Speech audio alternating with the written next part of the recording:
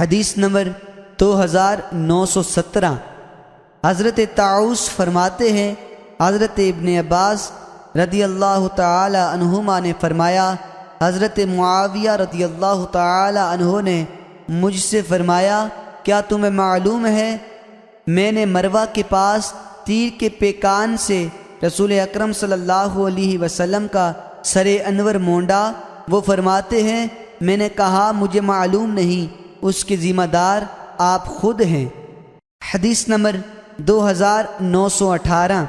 حضرت ابن عباس رضی اللہ تعالی عنہما سے مروی ہے کہ حضرت معاویہ بن ابی سفیان نے ان کو خبر دیتے ہوئے کہا کہ میں نے تیر کے پیکان سے رسول اکرم صلی اللہ علیہ وسلم کا سر انور مروہ پر منڈایا، کہا کہ میں نے آپ کو دیکھا کہ آپ کا سر انور تیر کے پیکان سے مونڈا جا رہا تھا اور آپ مروہ پر تھے۔